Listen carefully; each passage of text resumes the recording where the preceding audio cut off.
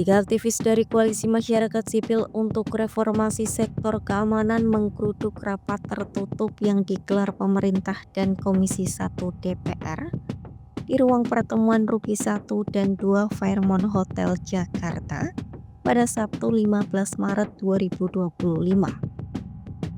Mereka menyampaikan kekhawatiran terkait implikasi revisi UU TNI yang dianggap bermasalah dan tidak transparan. Rapat pembahasan revisi UU TNI ini mendapat kecaman keras karena digelar secara tertutup dan tidak melibatkan partisipasi publik. Para aktivis menuntut transparansi dan menyoroti berbagai poin kontroversial dalam revisi UU ini. Lalu, apa saja masalah dalam RUU TNI yang mereka soroti? Koordinator Komisi untuk Orang Hilang dan Korban Kekerasan atau Kontras Dimas Bagus Arya Saputra mengungkapkan, pihaknya mengajukan protes karena menilai banyak hal-hal yang bermasalah dalam RUU TNI tersebut.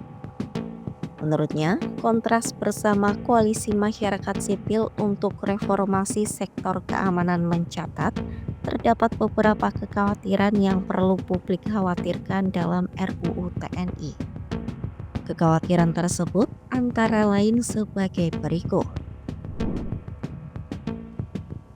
Revisi UU TNI dianggap beresiko merusak profesionalisme militer.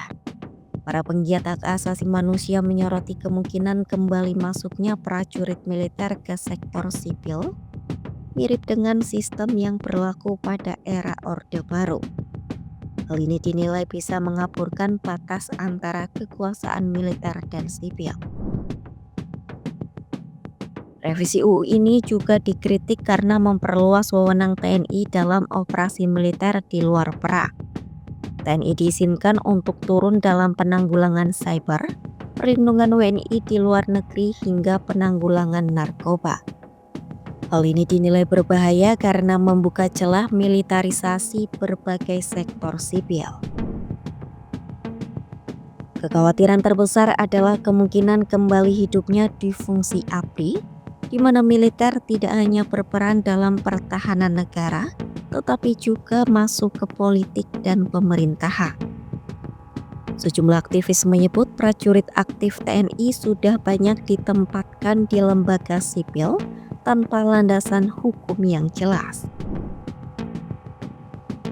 TNI dinilai sering terlibat bentrokan dalam penegakan hukum di sektor sipil, terutama dalam proyek strategis nasional. Para aktivis khawatir, revisi ini akan memperbanyak kasus pelanggaran HAM oleh militer dan mengerosi demokrasi Indonesia.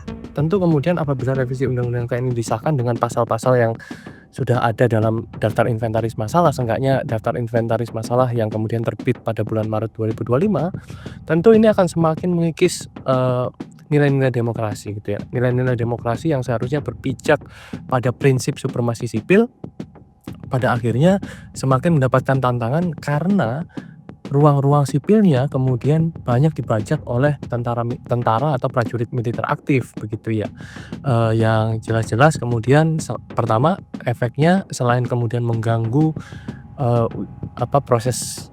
proses kelayakan atau meritokrasi yang ada dalam kementerian lembaga, dan itu kemudian merugikan aparatur sipil negara yang sudah punya karir panjang, tapi dia juga kemudian membuka kotak Pandora terkait dengan sejumlah kekerasan-kekerasan militer yang pernah terjadi di sejarah bangsa Indonesia.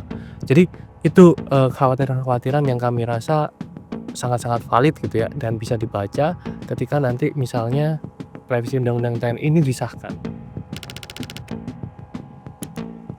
Tanya substansi revisi UU yang dipertanyakan, proses pembahasannya pun disorot. Rapat revisi UU TNI digelar secara tertutup di sebuah hotel berbintang 5 tanpa melibatkan publik. Aktivis menyebut langkah ini bertentangan dengan prinsip transparansi dan akuntabilitas. Koalisi Masyarakat Sipil juga mengkritik penggunaan anggaran negara untuk rapat di hotel mewah.